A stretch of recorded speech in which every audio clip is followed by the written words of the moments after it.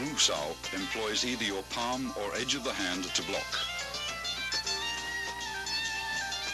Upon completion, your hand is in a prayer-like position in front of your chest. Wu Sao is the rear guard hand position employed when an opponent's punch penetrates your forward defenses.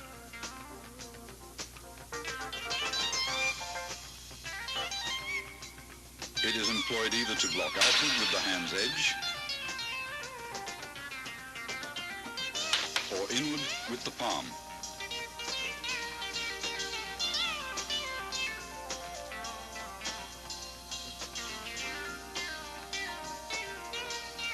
Bok Sao employs the inside of your wrist to block. At completion, your arm is in the fixed elbow position, one fist distance from your center line.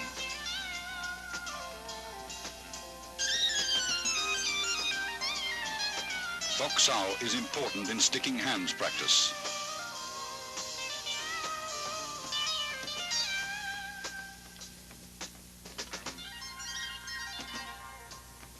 Bok Sao uses the palm heel for deflection. By utilizing the wrist's snapping action. It is often combined with a punch.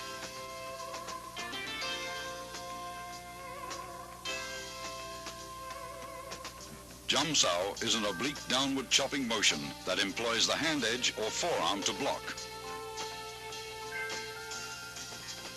Upon completion, the arm is in the fixed elbow position. The arm motion is slight, since the elbows stay close to the center line. Its effectiveness lies in body shifting.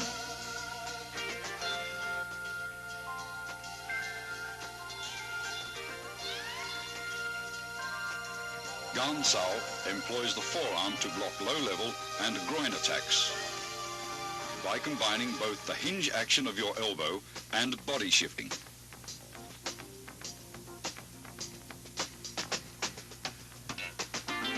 It is usually used to block kicks.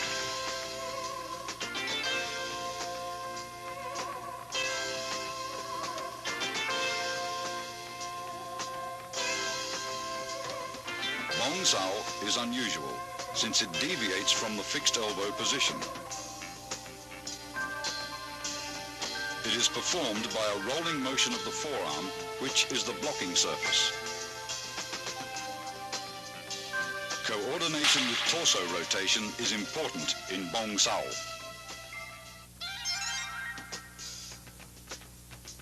Wing Chun kicks, used for either harassment or closing the fighting gap, always supplement the hands with fast and low direct strikes to the groin, knees or shins. The front heel kick is delivered straight from the ground with a slight snapping action in the knee. Kick direct, but never higher than the midsection. A cross stomp kick uses the sole of the foot to break the opponent's balance, allowing for follow-up hand strikes.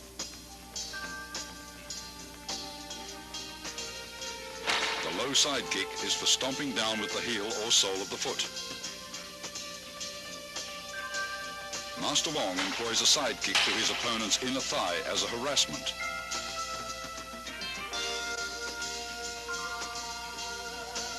This is a cross stomp kick to side kick combination.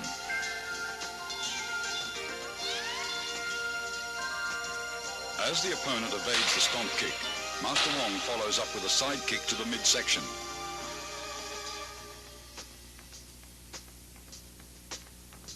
This is a front kick and leg trip combination.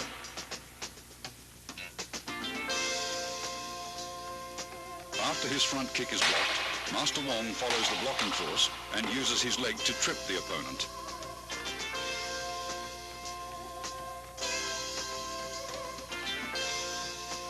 Wing Chun's basic stance is shoulder width or a bit wider. Knees are slightly bent. This natural fighting stance affords both stability and mobility. You should be coiled, ready to burst into an attacking or retreating opponent.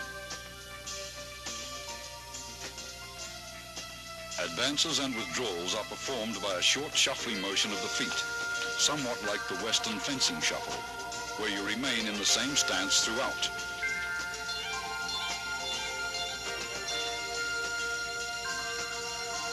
To advance, the front foot first steps forward about 6 inches, then the rear leg slides forward. To retreat, the rear leg steps backwards, then the front leg follows suit. When advancing, spring off the rear leg. When retreating, spring off the front leg.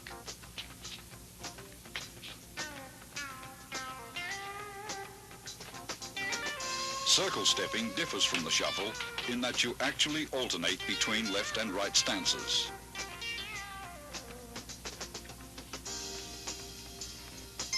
To advance, your rear foot slides forward using a circular motion, while the other foot slides up into a natural stance position.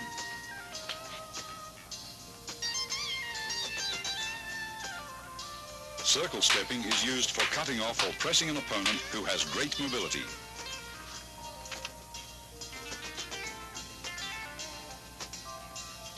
A wall bag filled with dried beans or sand is an essential training aid for developing power.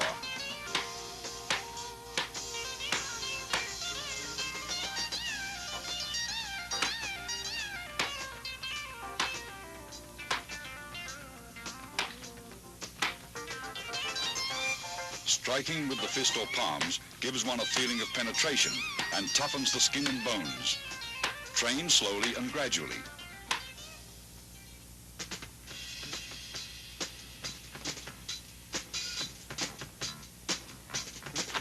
Although most Kung Fu styles retain a considerable number of instructional forms, Wing Chun has only 3.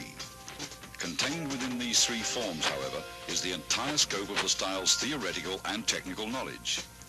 The first form, which is being demonstrated here by Master Wong, is called Siu Nim Tao, or the Little Idea form. Most of these movements would seem so simple and lacking in either speed or power that a novice might well wonder what relationship, if at all, they bear to actual combat. Regardless of appearances, Siu Nim Tao is the foundation upon which the entire Wing Chun system was built. It includes most of the basic techniques discussed earlier: stance, shifting, blocks, punches, and finger strikes, as well as all the underlying scientific principles covering the center line, elbow positioning, and the 4 gates. Performed slowly from a stationary stance, it permits the student to learn hand coordination on either side of the body. Before attempting to practice this form, first study carefully and thoroughly the previous section on Wing Chun's basic theories. Total familiarity with these all-important principles will greatly accelerate your learning process. Once you feel you understand all the basic concepts, begin practicing the footwork patterns, blocks, kicks, and strikes, first separately, then in combinations until you can execute them naturally and without any conscious effort. Now you are ready to learn Siu Nim Tao.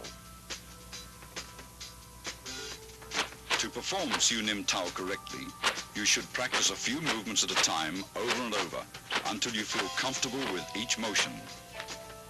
Continue on to the next set of movements only when you've absorbed completely the movements of the previous set.